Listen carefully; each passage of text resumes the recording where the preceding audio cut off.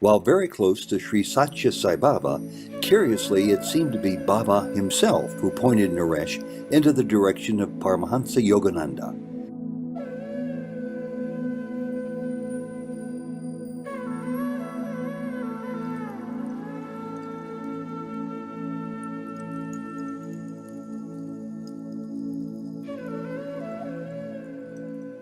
The car stopped for a second or two, and to this day I don't know what got into me, but I just ran out of the car towards a bookshop nearby with all my family screaming behind me, "Where are you going? Where are you going?" My nephews followed me because they were curious what's happening. So I go to this bookshop, and I'm clueless as to what I want over this. And the guy is very helpful. He says, "Can I help you with something? Do you need something?" I said, "I don't know. I'm just looking around."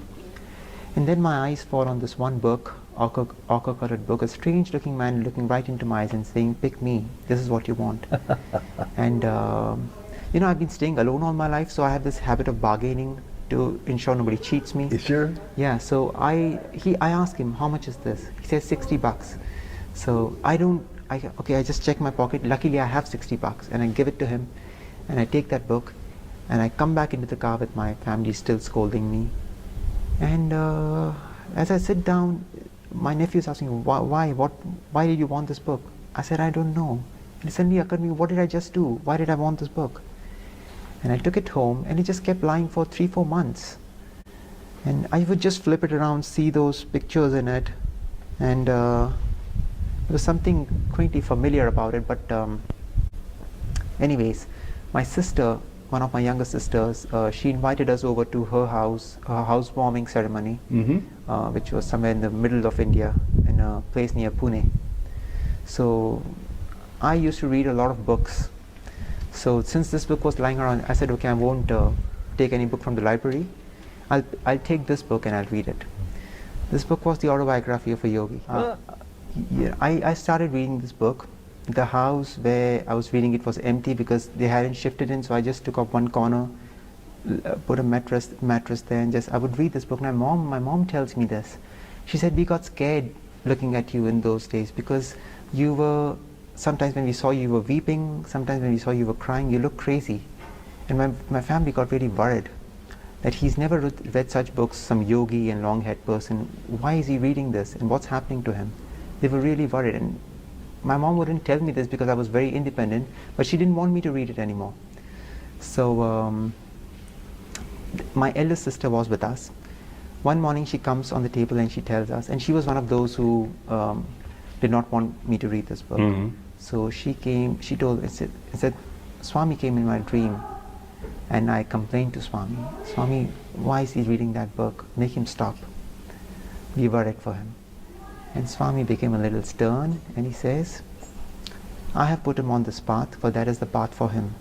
You will not distract him or discourage him from there.' And that for me was the second sign, because when I was reading this book, it answered all my questions and much more. With me, I've shared this book with so many people since then, because I believe it doesn't matter what religion you are, what class or creed you are. This book will speak to you if you're interested in matters of the spirit. And your My sister? whole family has read the book now. They love it. They love it. In fact, my mother tells me this, that if she encounters any problems in life, she will go to this book. She's a Sai devotee. She will go to this book, and she will invariably find answers to whatever it is. And I know so many more. In fact, I feel the same. I've read this book more than some 10 times now, and I know so many other people who've read it multiple times. And I notice that each time you read it, it opens you up in a different way. How did your conviction in Baba grow after this? Well, I like to say this. Swami brought me to this path, the autobiography, and the subsequent teachings that I received from Sri Paramahansa Yogananda, my guru now. They helped me understand who Swami was. And it's only after, I think, like I said, the autobiography opened me up, it told me who I was. Because when I read the autobiography, the one thing that gave me so much joy was that the fact that what I read, it did not seem as if it was something I'm learning for the first time. It seemed as if I knew this all along. This book was just confirming it. And surely now you know that was true. Yes, absolutely. So it told me who I was, in what space, Yeah. in what place in life I was. And my respect and love for Swami grew, obviously, because I knew I was very grateful to him that he answered me in such a way. You got a couple of minutes left, and I want to ask you about Yogananda versus Sai Baba. And I bring this up on purpose. I think you and I have probably nearly 100% identical views on this. But there's a lot of, in America, the term is diehards, passionate zealots who live, breathe, and think Sai Baba as the 100% content that fills their being, as I think you do and I do. And yet, there's also room for other modalities, for other teachers, gurus, I think, to make valuable contributions to help you see Baba's message even more clearly. You're speaking about Yogananda. I don't think I've heard anybody ever be critical of anything that Yogananda has said or written, but I do know of people who say that people should be 100% just Baba. And explain to me how you reconcile, you don't justify it, you live with both 100% capacity. Well, Ted, the people who say 100% Baba or 100% Yogananda, they're absolutely right. They're absolutely right. Loyalty is an essential tool if you are to walk on the spiritual path without wavering or without faltering or without missing your path, you know. I have questioned, I myself asked Swami or my Guru many times, why was this scheme of things orchestrated for me, that I come to Swami first, he leads me to this and then this. I'm a young boy, how do I deal with this? Especially when I read, I have to be loyal, I have to be this. And somewhere down the line, something came to me. And I'll share this with you. This is, I think it was just for me. I don't think I can ask somebody else to follow this.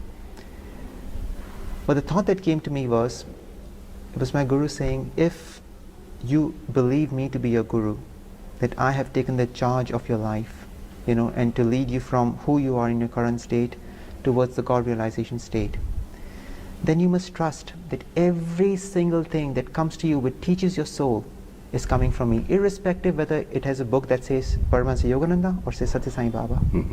It's my duty to ensure that your soul grows. And know that when you gave yourself to me, from that point on, whatever teaching has come to you from whatever source is my grace. And I believe that. I absolutely believe that. I've read a lot of Sri Ramakrishna Paramahansa books. I love it. I love reading his books. And somewhere when I feel gratitude, it goes to my Guru. I don't see any differentiation. It's the same energy. I think it's part of Maya to see the difference. Right.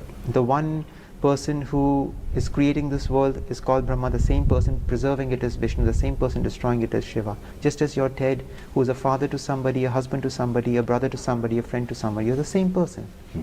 It is no difference. And but I think... Go ahead. Sorry. No, go ahead. I think down the spiritual line, when you have walked the path long enough, maybe this concession comes to you, where you're able to enjoy the same sweetness of divinity in different forms. But until then, I think being loyal to one path is a must. Who's Sai Baba? That if I would attempt an answer to that, I would not, that simply means I don't know who he is. If there's anybody out there who needs to know more, I think the better way, and this is my way of doing it, if I have any questions, I close my eyes and I release it to the source. And I said, okay, I've done my part. It's your job to give me answer. It doesn't matter whether it comes through me or through anybody. Yeah. The source knows best. All right. Thank you, Naresh. Sai Ram. Sai Ram.